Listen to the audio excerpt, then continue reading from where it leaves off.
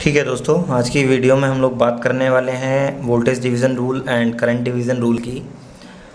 शुरू करने से पहले हम लोग को समझ लेना चाहिए कि हम करंट डिवीज़न रूल या वोल्टेज डिवीज़न रूल की हम लोग को ज़रूरत क्या है। ठीक है, बहुत बार हम लोग कोई इलेक्ट्रिकल सर्किट जब सॉल्व कर रहे होते हैं तो हम लोग को उस कॉम्प्लेक्स सर्किट को सॉल्व करने के लिए करंट डिवीज़न रूल और वोल्टेज डिवीज़न रूल दोनों बहुत हेल्प करता है।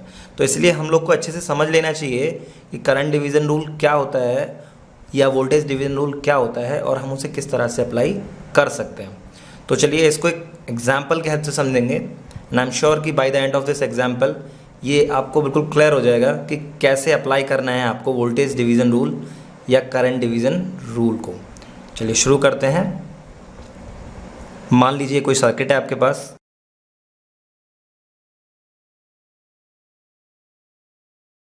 यहाँ कोई रेजिस्टेंस R1 लगा हुआ है और यहाँ कोई रेजिस्टेंस R2 लगा हुआ है। ठीक है, इनकी वैल्यू की बात करेंगे, इनकी वैल्यूज़ क्या होंगे, और एक बैटरी लगा हुआ है।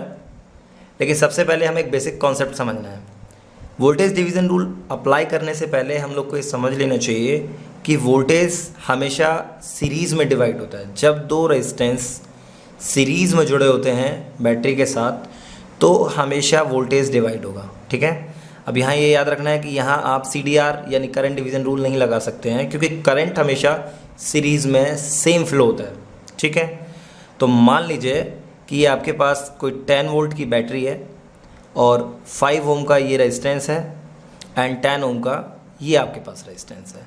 तो आपको वोल्टेज निकालना है दोनों पे अलग अलग। मान लेते हैं यहाँ वोल्टेज लगा हुआ है V1 और यहाँ वोल्टेज अप्लाई हो रहा है V2। ठीक है, अब VDR अप्लाई करने के लिए हमें याद रखना है कि जिस रेजिस्टेंस में हम लोग को वोल्टेज फाइंड आउट करना है उस रेजिस्टेंस को हम लोग न्यूमरेटर में लिखते हैं और बाकी रेजिस्टेंस का सम हम डिनोमिनेटर में लिखते हैं, और ये सारे फ्रैक्शन को हम लोग मल्टीप्लाई करते हैं अपने बैटरी के वोल्टेज से।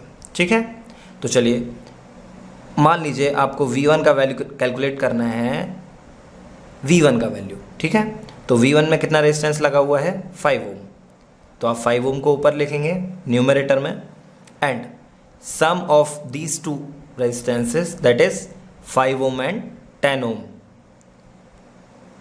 ये आप डिनोमिनेटर में लिखेंगे and this whole will be multiplied by this battery voltage. ठीक है, तो ये आपको वैल्यू मिलेगा 50 डिवाइड बाई 15, ये V1 का वैल्यू हो गया। ठीक है, अब हम लोग V2 में वोल्टेज कैलकुलेट करेंगे ठीक इसी तरह से। तो V2 की वैल्यू क्या होगी, V2 का रेजिस्टेंस 10 ओम एंड 10 ओम को हम डिवाइड करेंगे 10 और 5 के सम से and multiply by total voltage. This is 10 10 जा 100 डिवाइड बाई 15, ये हमारा V2 का वोल्टेज हो गया। यानी कि सेकेंड रेजिस्टेंस के ऊपर इतना वोल्टेज अप्लाई हो रहा है, फर्स्ट रेजिस्टेंस के ऊपर हमारा ये वोल्टेज अप्लाई हो रहा है। अब वेरीफाई करेंगे क्या ये दोनों वोल्टेज का सम 10 वोल्ट के इक्वल है, कर लेते हैं।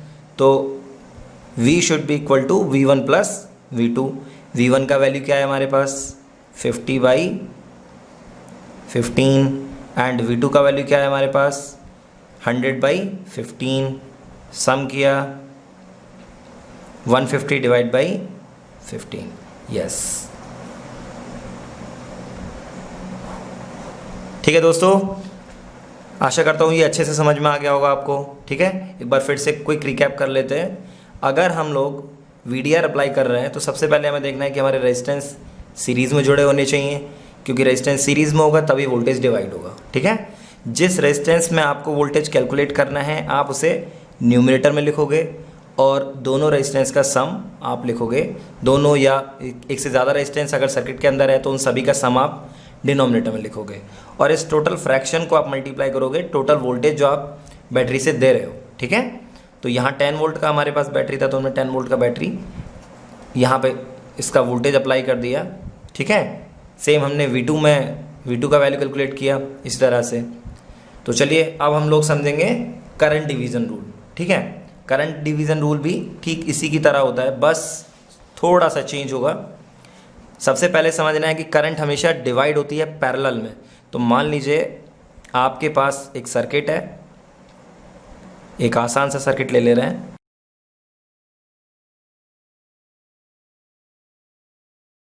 ठीक है, हमेशा याद रखना है कि करंट हमेशा पैरेलल में डिवाइड होता है।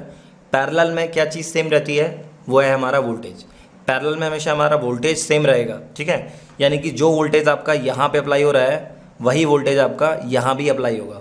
ठीक है, चलिए अब हम करंट डिवीज़न रूल जब अप्लाई करते हैं, मान लीजिए मुझे 5 ओम के रेजिस्टेंस में करंट फाइंड आउट कर रहे हैं, तो मैं क्या करूँगा कि इसके पैरेलल में जो साइड है मैं उसको न्यूमरेटर में लिखूँगा और इन दोनों रेजिस्टेंस का सम मैं डिनोमिनेटर में लिखूँगा। ठीक है, ये बिल्कुल वोल्टेज डिवाइडर रूल जो हम पीछे पढ़ के आ रहे हैं उसका थोड़ा सा हमें याद रखना है कि ये उसका उल्टा है। ठीक है, जैसे I1 का वैल्यू अगर हम लोग कैलकुलेट करना चाहते हैं तो I1 के पैरेलल में लगा हुआ है 10 ओम का रेजिस्टेंस, तो 10 ओम के रेजिस्टेंस को हम लोग न्यूमरेटर में लिखेंगे एंड इन दोनों का सम हम डिनोमिनेटर में लिखेंगे और इसको मल्टीप्लाई करेंगे किससे, टोटल करंट से, जो ओरिजिनल करंट हमारी फ्लो हो रही है सर्किट में यहाँ से, ये वाला करंट। ठीक है, तो 50 डिवाइड बाई 15 ये I1 का वैल्यू होगा, यानी फर्स्ट रेजिस्टेंस यानी 5 ओम के रेजिस्टेंस से जो करंट फ्लो हो रही है वो हमारे पास ये करंट है।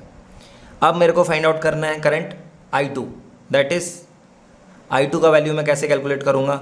सबसे पहले I2 के पैरेलल में जो रेजिस्टेंस है उसे मैं न्यूमरेटर में लिखूँगा और बाकी के रेजिस्टेंस का सम मैं डिनोमिनेटर में लिखूँगा। फिर से वही multiply by total current flowing through the circuit. अभी हम क्या करेंगे, 25 डिवाइड बाई 15, ये हमारे I2 का वैल्यू हो गया। अब हमें क्या करना है, हमें वेरीफाई करना है अपना सर्किट का टोटल करंट जो 5 एम्पेयर था, क्या ये दोनों करंट्स का सम 5 एम्पेयर है। ठीक है, चेक करते हैं। I = I1 plus I2।